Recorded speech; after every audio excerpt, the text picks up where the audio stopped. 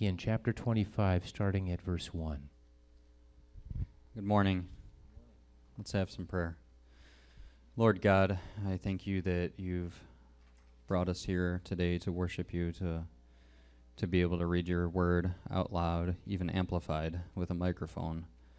And I pray that it would be amplified in our hearts, that we would hear what you'd have each of us to hear, to learn, to take to heart.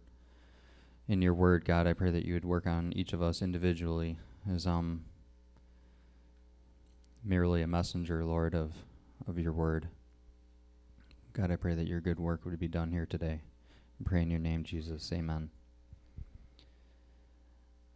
All right, so Acts chapter 25, the trial before Festus.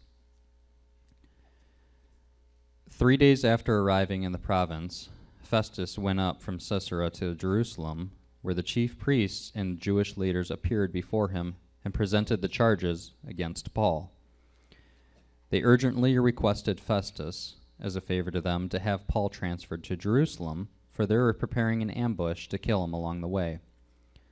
Festus answered, "Paul is being held at Caesarea, and I myself am going there soon. Let some of your leaders come with me and press charges against the man there if he has done anything wrong." Let's just stop there for a minute. So it looks like there's an ulterior motive going on here. You know, these guys, they want to transfer Paul so that they can ambush him. More importantly, even if the ambush didn't work, then he'd probably be on a different kind of a setting, you know, for a trial. And I like how it seems to me that when I read the scripture that Festus is picking up on that a little bit, because he says, well, hold on. Let some of your leaders come with me, kind of diffuse the situation. Let's take some of the emotion out of everything, and we'll really try to get down to the facts. The one thing that, you know, I think about when I read about this situation, I have a 7-year-old, a 5-year-old, a 3-year-old, and a newborn, and this is very similar. And I say that because, you know, not pointing out whether it's the 3 or the 5-year-old, they may very well say something. And, you know, oh, hey, the 5-year-old did this or the 7-year-old did that, and does that mean that I just act immediately and make my judgment and then that's it? No. You know, you try to diffuse the situation, you try to listen and really try to gather as much of the facts and the data that you can. I don't just take them at their word. And sometimes, and I think even in this case, it could be a little difficult to discern because there might not be a lot of facts. There might not be a lot of information to go off of. So he's got to try to discern, you know, in the best way possible of what the right thing would be to do. And so far it seems like he's doing the right thing. You know, hey, nope, I'm not going to give in to your demand. Let's go up, we'll take the emotion out of it, we'll diffuse the situation and go from there. Very similar to basically what I would do with my children. Very young children. So let's move on. After spending 8 or 10 days with them, he went down to Caesarea, and the next day he convened the court and ordered that Paul be brought before him. When Paul appeared, the Jews who had come down from Jerusalem stood around him, bringing many serious charges against him, which they could not prove. So if you remember from last week, in chapter 24, verse 5, these are the accusations. We found this man to be a troublemaker, stirring up riots among the Jews all over the world. He's a ringleader of the Nazarene sect and even tried to desecrate the temple. So we seized him. By examining him yourself, you'll be able to learn the truth about all these charges we're bringing against him. So those are the charges, and I know last week we were talking about, there were 4 main things that Paul was being accused of, and one that he's really being guilty of, and that was following Jesus, you know. So that is the one thing that he would be guilty of, but all these other things are really frivolous. So moving on, in verse 8, then Paul made his defense, I've done nothing wrong against the law of the Jews, or against the temple, or against Caesar. Festus, wishing to do the Jews a favor, said to Paul, are you willing to go up to Jerusalem and stand trial before me there on these charges? Paul answered, I am now standing before Caesar's court where I ought to be tried. I have not done any wrong to the Jews, as you yourself know very well. If, however, I am guilty of doing anything deserving death, I do not refuse to die. But if the charges brought against me by these Jews are not true, no one has the right to hand me over to them. I appeal to Caesar. After Festus had conferred with his council, he declared, you have appealed to Caesar you will go. Well, let's stop there for a second.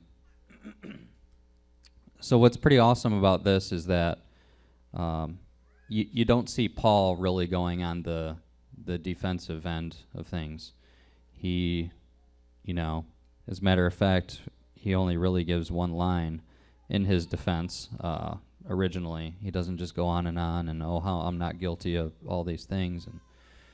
And what this tells me, even in his following comments, is that Paul is seeking justice.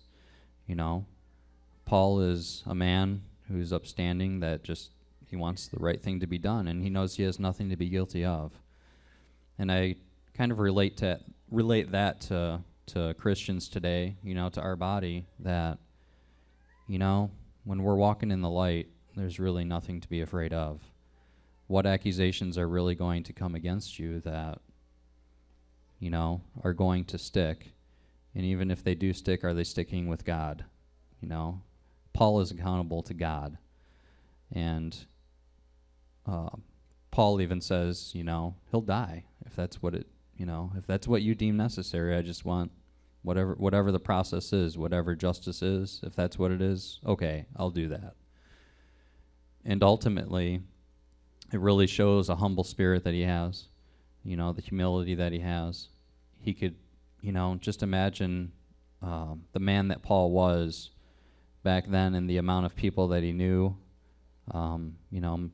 Rachel, my wife, and I were talking about this last week, and we were wondering, about Paul's Roman citizenship and how he may have attained that. And, we had talked in previous sermons about how he could have paid for that or been born into that. And either way, with him being a Roman citizen, with him being a leader, among the Jews, before this time, he had to have probably known a lot of people, probably pretty influential, probably had a lot of contacts. And it's not like he's even going for any of that. The accusers are bringing people against him, the high-profile lawyer and everything else, but Paul's really standing alone, but he's got the power of God. And I'll tell you, as a Christian, me personally, I don't have a lot of contacts. So if something ever did come up, you might think I might get scared, or might feel alone, but I've got God as my defense. What more do you need than to have the Almighty Judge be on your side?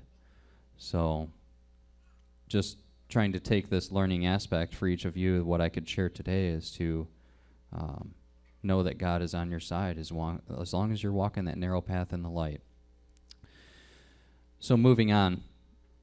A few days later, King Agrippa and Bernice arrived at Caesarea to pay their respects to Festus.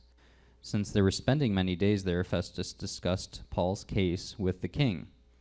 He said, there's a man here whom Felix left as a prisoner. When I went to Jerusalem, the chief priests and elders of the Jews brought charges against him and asked that he be condemned. I told them that it is not the Roman custom to hand over any man before he has faced his accusers and has had an opportunity to defend himself against their charges. When they came here with me, I did not delay the case, but convened the court the next day and ordered the man to be brought in. When his accusers got up to speak, they did not charge him with any of the crimes I had expected. Instead, they had some points of dispute with him about their own religion and about a dead man named Jesus, who Paul claimed was alive. I was at a loss how to investigate such matters, so I asked if he would be willing to go to Jerusalem and stand trial there on these charges. When Paul made his appeal to be held over for the emperor's decision, I ordered him held until I could send him to Caesar. Then Agrippa said to Festus, "I would like to hear this man myself." He replied, "Tomorrow you will hear him." Let's stop there for a moment. The one thing that I like about this whole case, this whole aspect of this right now is that, Festus seems like he's really trying to come to a judgment. Even though it was left over from Felix, he wants to come to some finality about this whole situation. And that probably shows you a little bit something about his character. He probably could have easily said, that was Felix's guy, we'll just leave him in jail, and I don't really know what's going on there, I'm just going to handle the new cases. But no, he wants to come to some understanding at least, or some judgment.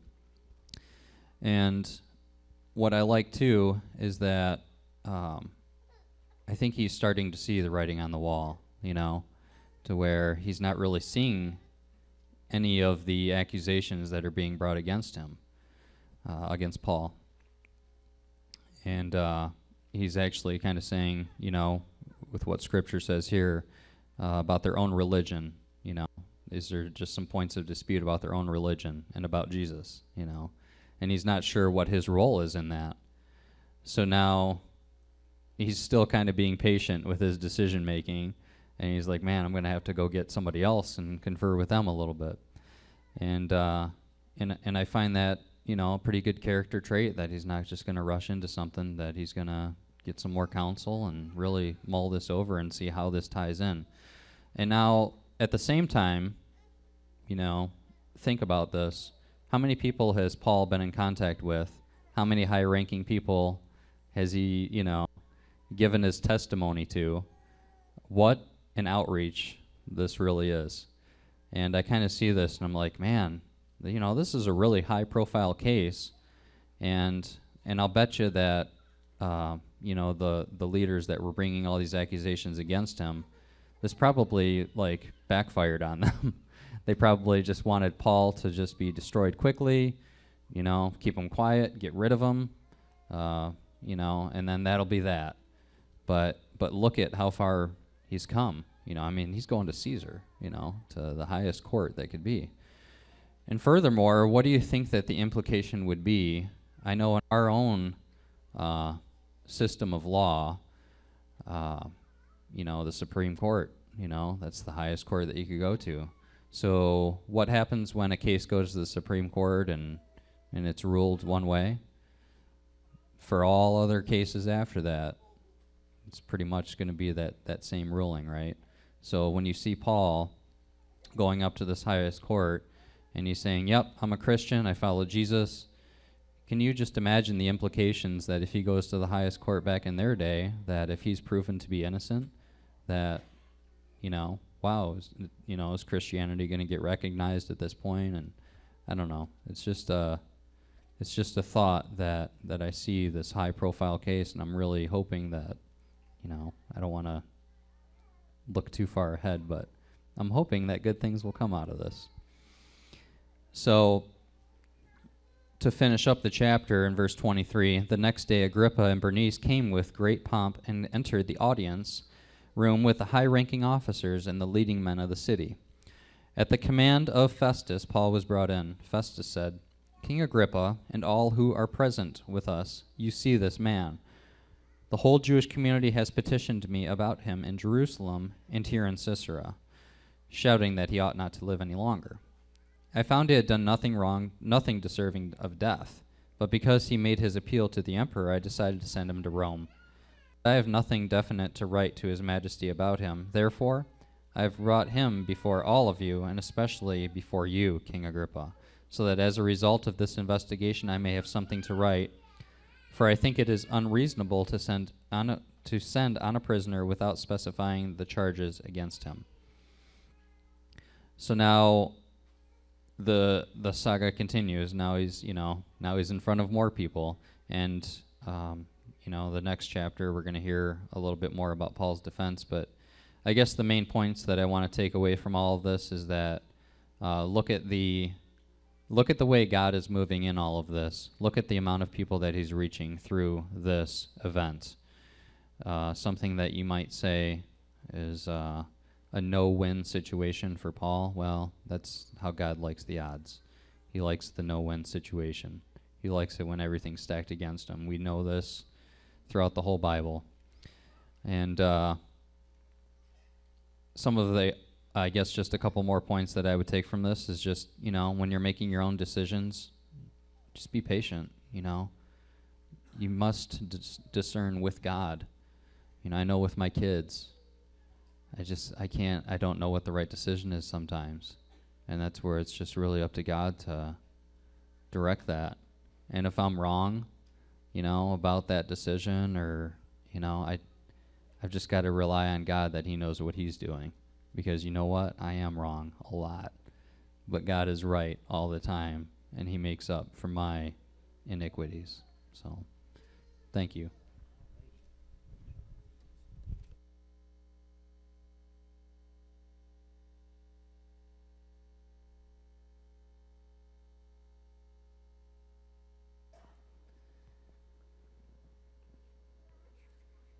Sean, thank you. Well, in our study of the book of Acts, we come to Acts chapter 25.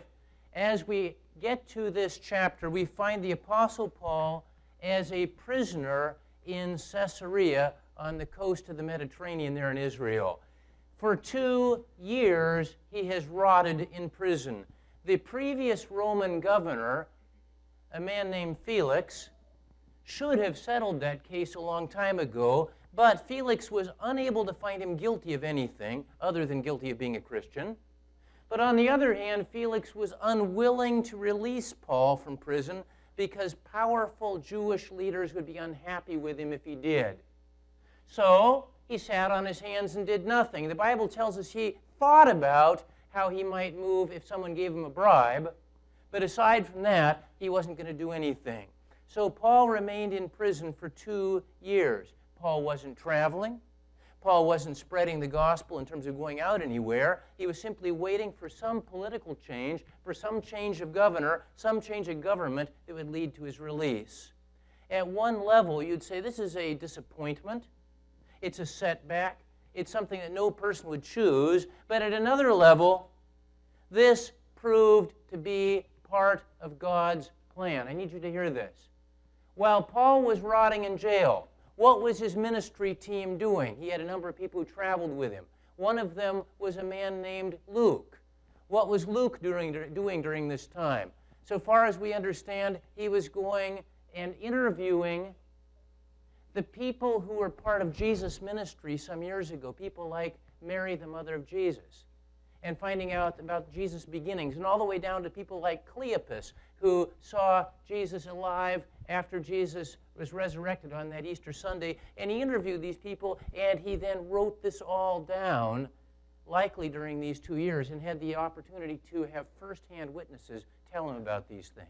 And then he began interviewing the people who were involved in what happened after Jesus went into heaven. And again, it became the basis for the book of Acts. So God is using this time for good purpose. Meanwhile, the Apostle Paul himself is meeting with people who come and see him in prison and encourages them, and they spread the word out in other directions. Paul began a pattern of that continued later on in other times of imprisonment. And in future imprisonments, Paul will even use this time to write other books of the Bible. It reminds me a little bit of a Christian preacher from some 400 years ago, a man named John Bunyan. In prison for many years in Bedford, England, he was determined to preach the gospel, and the British authorities said, "You may not." As a result, he was jailed for his faith, and what sprang from that were some of his writings, including something called Pilgrim's Progress, which, aside from the Bible, became the most circulated book of many, many, many generations and spoke about the Christian life to others. What we're finding out here, and this is even before we get into the main part of the sermon, one of our Acts facts, the thing that we can make note of that we're learning already from this, is that God allows great difficulties and disappointments and uses them for good purpose. Periods of imprisonment led to the writing of the books of the Bible. Even this is part of God's good plan. Well, at last that old Governor Felix, the guy who was sitting on his hands, was recalled back to Rome to face charges of corruption and mismanagement.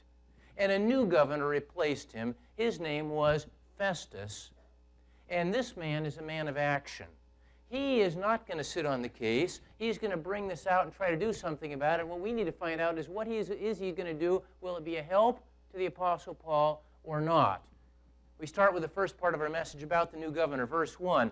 3 days after arriving in the province. Understand this. The guy just got off the ship from Rome. He gets to the capital of what Rome thinks is being their headquarters city there in Israel, which was Caesarea. He arrives there, and 3 days goes by, and he says, there's unfinished business here, and he makes the 60-mile trip to Jerusalem to get more information, to settle some old cases, notably the one about the Apostle Paul, who has been in prison for 2 years. He wants to take care of this. The other guy sat on it for 2 years. This guy says 3 days after arriving in town, we're going to take care of this. He, it says in verse 2, met with the chief priests and with the Jewish leaders, and they were eager to press charges against Paul. They said, we have one special favor. You know, however this turns out, we want to share with you all these things, but would you do us this favor, please? Bring him here to Jerusalem. Transport him here, and we'll have a little trial right here in Jerusalem. That's what we'd like to do. Now, the Bible notes that what their plan was they were planning an ambush. They wanted to have, as Paul was being transferred along the line, they wanted to have people jump out from behind a tree and stab Paul to death. At whatever cost it was to them, they might get hurt by whatever soldiers regarding Paul, but never mind. They wanted to murder Paul. It was going to be an assassination attempt. That's what their intention was. That's what they wanted to do 2 years ago, isn't it? That's why Paul was taken from Jerusalem out of town, because they had a similar plot against his life. And in both cases, they said, we just want more information. We want to have another trial. If you just ship him our way, we're going to get something a little more definite about him. It was the same ploy 2 years later. As you read through this, you feel like we've seen this movie before, haven't we? We've already seen these people try to do the same thing, to try to murder him in this way. It's the same enemies, the same plot, the same tactics, the same danger, the same trouble. And I thought about this as I was preparing for this message. I thought this is generally true in life. Yes, there are some things. Listen, there's some things that happens to you once in life, and then it's forever gone and never happens again. But there are also some recurring trials that the Lord allows to happen over and over. Am I right? You get sick in some certain way, and then later you get sick in that again, and then later you get sick with that again, and it's something that you say, this is a besetting thing. It keeps coming back again and again. There may be some opposition from someone, maybe a neighbor or someone else you know, and no matter how much you try to bring peace to the situation, it keeps boiling up again with the same opposition from the same individual again and again. You may say, well, it's something like this. You have a job, you lose that job because of a bad economy, and then later you get a new job and you say, I'm so glad that's behind me, and then that company goes under and you lose it. And you say, Lord, how can this happen to me twice? Is everyone following me on this so far? The Lord, in His planning, allows you and me to experience the same difficulty, the same kind of difficulty, and then experience it again, and experience it again. How come? Well, I think part of it is that we experience it once and we say, well, I've really learned from that. I've learned to trust the Lord through all of that. Yeah. And then it comes back again, and we realize how much we have to grow because we haven't fully trusted the Lord. And it comes to us that, wow, I need to go deeper in trusting Him. And then you say, I've finally gotten to that point where everything is cool. And the Lord says, really? Let's try this again. And so it comes again. And now it's the same test again, part 2 and part 3. Our Acts fact on this. Let's see if we can find it. Paul faced the same kinds of plots and attacks again and again. God allowed this in Paul's life, and He may allow a recurring trial in your life. The way you respond will move you either closer to God or further from God. Well, what I had a moment ago that we were looking at, there's a picture of our friend Festus, the new governor. And it tells us as we get into verses 4 and 5, he didn't give in to the suggestions or the plots of the Jews. He says the following. Paul is being held at Caesarea. the new governor is talking to these Jewish leaders in Jerusalem. He says, no, Paul's being held in Caesarea, and I myself am going there soon.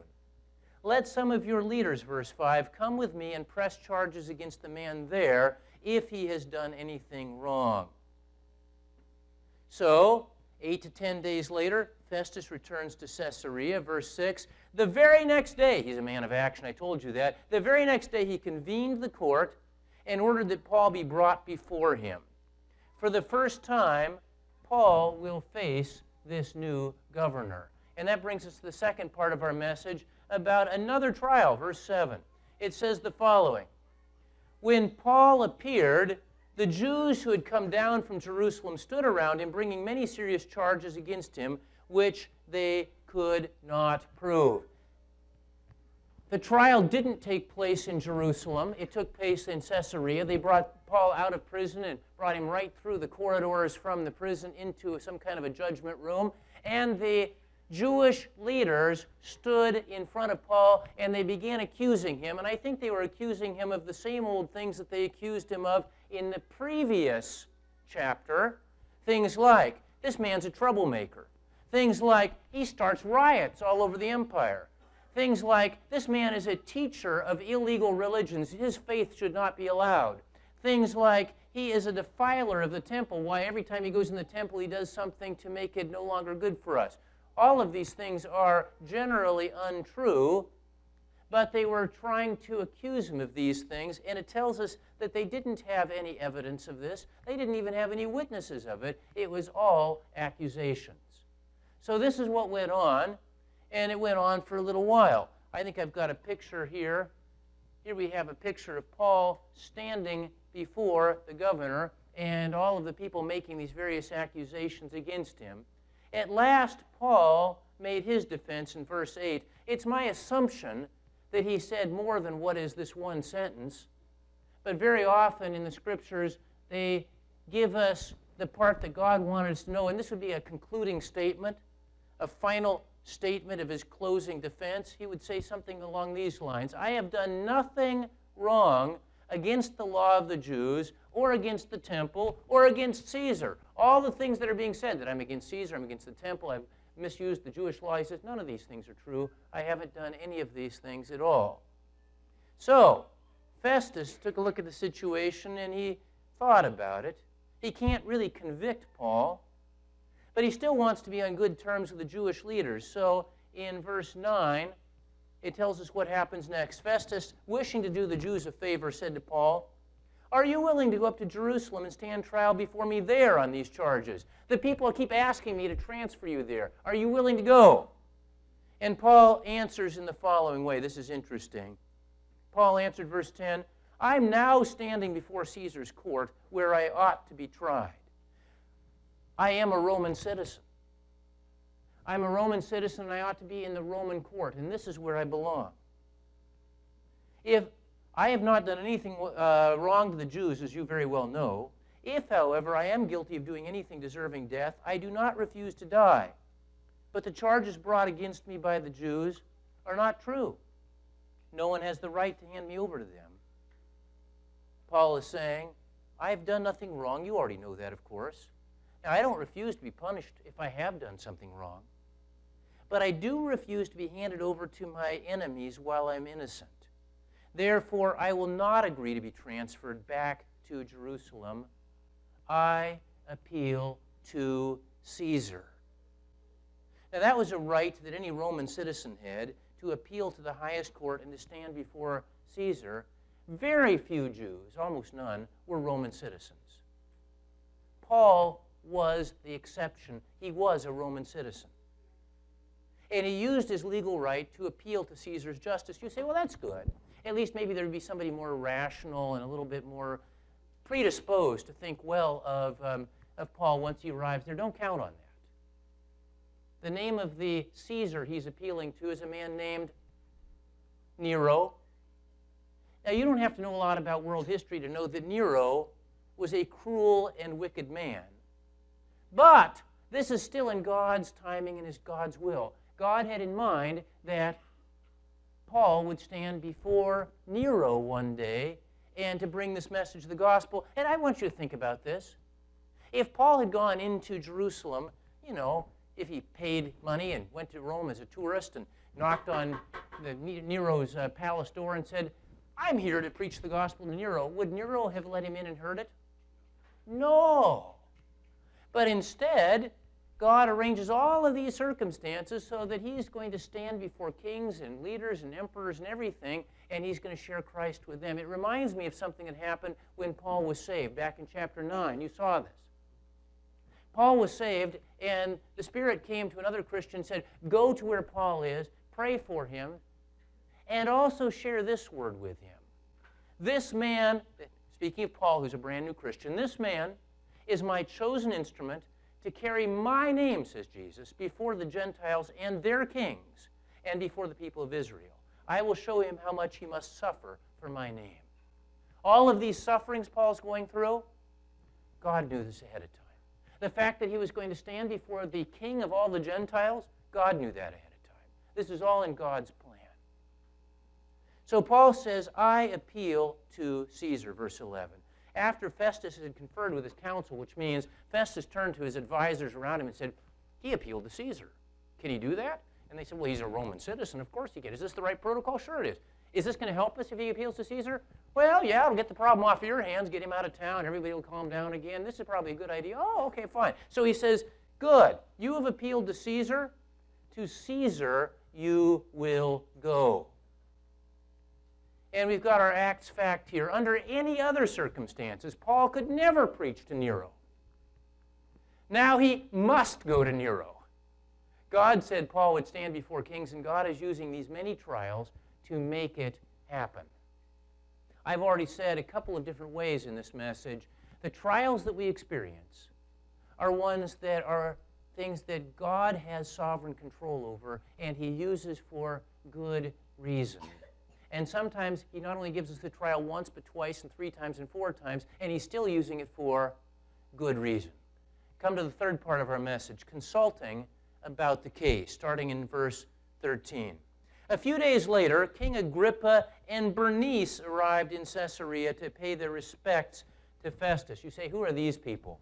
Let me see if we can work this out, and I'll say it as carefully or as concisely as I can. Southern Israel, well, all of Israel, all of the world practically, was run by the Romans. But southern Israel, the Romans sent a governor to run. In Jesus' day, the governor's name was Pontius Pilate. In Paul's day, there was this guy, Felix, who is now replaced by this guy, Festus, and these are governors who govern under the authority of Rome.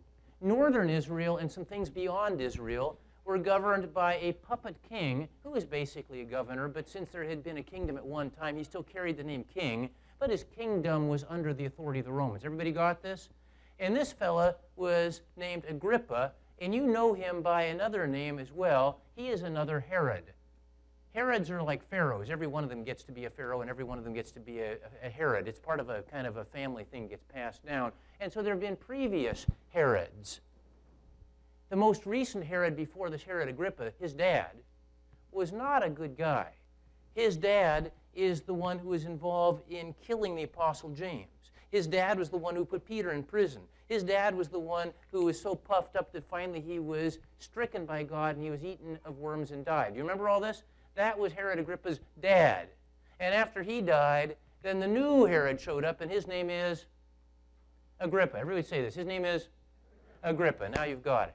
Now, he showed up with Bernice, and you say, oh, this must be his lovely wife. She's not. This is his lovely sister. He had a number of sisters. I guess 2 of them are notable that you know about. One of them was a gal named Drusilla. Do you remember her from last chapter? Drusilla is his sister, and she was a Jewish lady who married several different people, and by the time she shows up in the Bible, she was married to Felix, the cowardly, do-nothing governor from the last time around. So she was at Paul's previous trial. Do you remember this? Now, we've got Bernice showing up, and she's another sister, and she, for her part, married several people, but didn't spend much time with any of them. She hung out with her brother. And so she shows up at Paul's next trial, and that's who this Bernice lady is. All right? So Herod Agrippa and his sister Bernice came into town Why are they there? They're there to get acquainted with a new governor named Festus. You see, they're both governing under the authority of Caesar in neighboring territories. They are next-door neighbors as king, governor. They have roughly equal authority, and it's in their best interest to get along with each other. It's in their best interest to make friends with each other, and since Festus is brand new in town, King Herod Agrippa shows up and says, let's get to know each other. We can kind of, work out things so it's easier on both of us. That's why they arrived. It says a few days later, verse 13, Agrippa and Bernice arrived in Caesarea to pay their respects to Festus. Since they were spending many days there, it was going to be a long visit, Festus discussed Paul's case with the king. He said, in effect, there's this unusual case that's going on. And you've been around a lot longer. I'm new here. I've only been here a few weeks. There's this guy named Paul, and my predecessor left him in jail, and then when I got to Jerusalem, people gave all these charges against him, and I'm still trying to figure it out. Can I explain this all to you? And he begins to explain all of what went on. He said, there's a man here whom Felix left as a prisoner. Verse 15, when I went to Jerusalem, the chief priests and elders of the Jews brought charges against him and asked that he be condemned. Here I have a picture of the two men conferring about all of this. And he says, all of the Jewish leaders wanted this guy condemned. I told them, verse 16, it's not the Roman custom to hand over any man before he has faced his accusers and has an opportunity to defend himself against their charges. The way we do Roman justice isn't to have some kind of a lynching. Instead, we have a real trial. So why don't you come back to Caesarea and we'll do it that way. When they came here with me, I did not delay the case, but convened the court the next day and ordered the man to be brought in. When his accusers got up to speak, they did not charge him with any of the crimes I'd expected. I thought they were going to say, he's murdered somebody. I thought they were going to say, he stole a whole lot of our money and we need it back. I thought they were going to say, he has done something that is worthy of death. I was expecting that. This is when it gets interesting. Instead, verse 19, they had some points of dispute with him about their own religion and about a dead man named Jesus who Paul claimed was alive. Yeah, it really boiled down to this. They said, Jesus is dead, and Paul said, no, I saw him alive. And they said, he's dead. No, Paul said, I saw him alive. And they had a disagreement about whether someone was alive or dead. And they want him killed over this. And I don't get it. And of course, you and I wouldn't get it either. If today we were in some courtroom and you were on the jury, and someone said, well, I think Elvis is alive. No, I think he's dead. No, well, kill him. You would say, what in the world? I mean, this just doesn't make sense. And so our friend Festus says, I don't understand what's going on.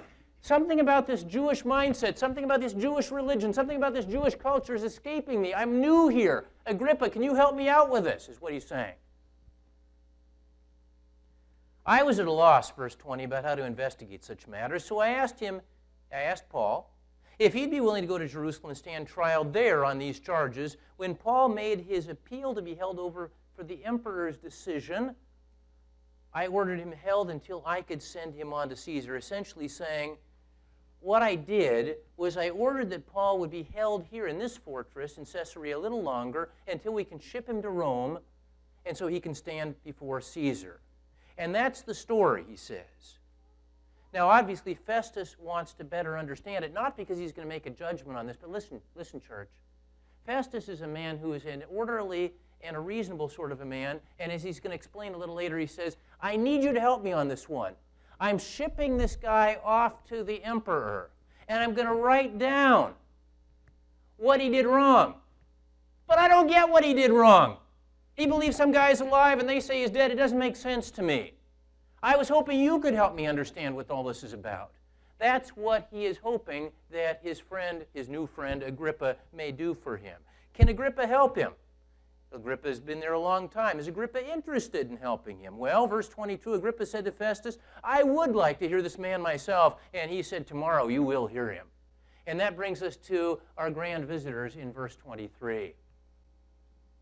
So the next day, verse 20, this is a man of action every day. It's right away. The next day, Agrippa and Bernice came with great pomp and entered the audience room. We picked out a picture of Agrippa and Bernice coming, and again, These people were high fashion, high beauty, great wealth. They were the celebrities of their day. People thought about them and thought, they have wealth. They have everything you'd ever want.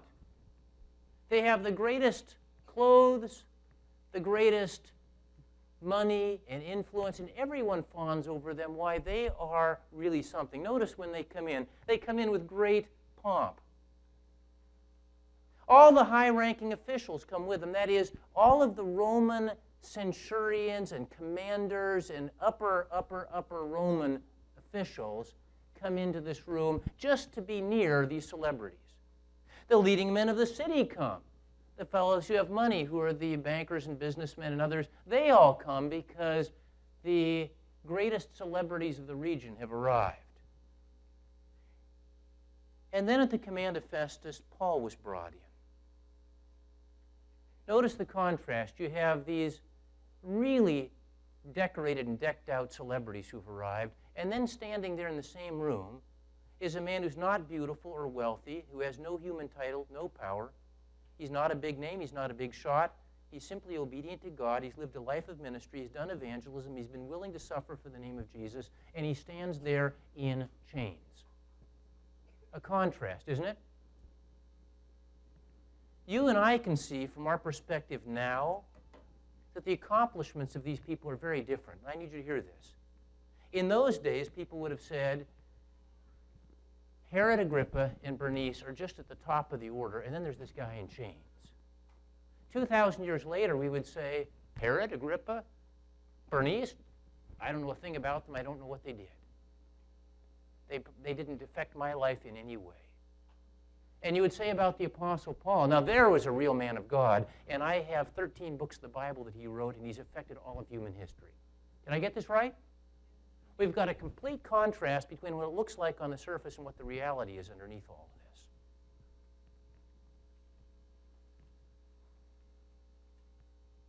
Paul is still impacting us and the world to this day. Someone has said, only one life, 'twill soon be past. Only what's done for Christ will last. All the things that Bernice and Agrippa did were not for Christ, and none of it lasted. The only reason we even know who they are is because their story fits in with Paul's story. It's not that Paul's fits in with theirs, it's the reverse. Paul himself said, concerning all the other things of this world, I count it all as loss compared to the surpassing greatness of knowing Christ. We can apply this all in this way. The fame of this world is nothing compared with the approval of God. If God says he approves of what you're doing, that is going to count for so much more. And I need to say this to everybody, especially the young people here. We live in a generation that cares about being known and being famous and having something to surround yourself with that others will admire. We care about that more than perhaps we ever have. And the Lord says none of that matters. It is not going to matter how many friends you have, and it's not going to matter how far you're promoted. None of that will matter. What will only matter is if you are serving Jesus Christ and if he approves. That's all that will matter. You will make the greatest impact on the world if you live for Christ. And one way that somebody, and I saw this in a book one time, and it just jumped out at me, and I've remembered this ever since. There are great rulers who have had the whole world, men like Nero, and then there are men like Paul, who just served Christ. And the way we know which of them had the greatest impact, according to this author that I read years ago, he said, now we've come to the point where men name their sons Paul, and they name their dogs Nero.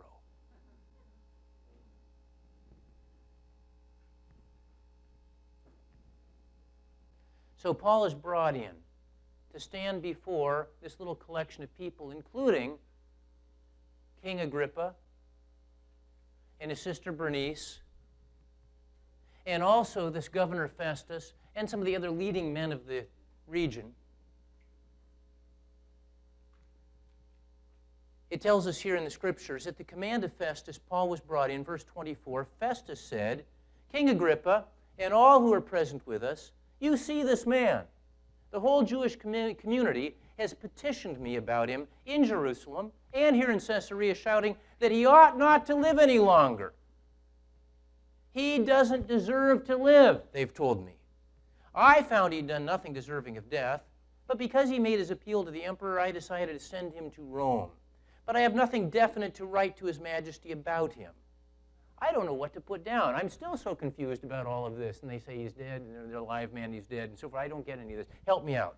Therefore, I brought him before all of you, and especially before you, King Agrippa. I'm especially counting on you, Agrippa. You've been here a lot longer than I have. So that as a result of this investigation, I may have something to write. For I think it is unreasonable to send on a prisoner without specifying the charges against him. I have nothing definite to say when I write up his case. What shall I say to Caesar? I need your help, King Agrippa. You know about these things. After you have heard him, I hope you'll have something to say to me that I can write down, because it's unreasonable for me to send him along without having something to say. So, Agrippa is at this moment being given permission. Listen now, he's being given permission to head up this case and to ask some questions and help figure this out. As the next chapter begins, in chapter 26 and verse 1, Agrippa says to Paul, you have permission to speak for yourself. And Paul is about to say something, but our chapter is over, and we need to wait till next week to see what happens next. And that's what will happen here as we conclude our message for today.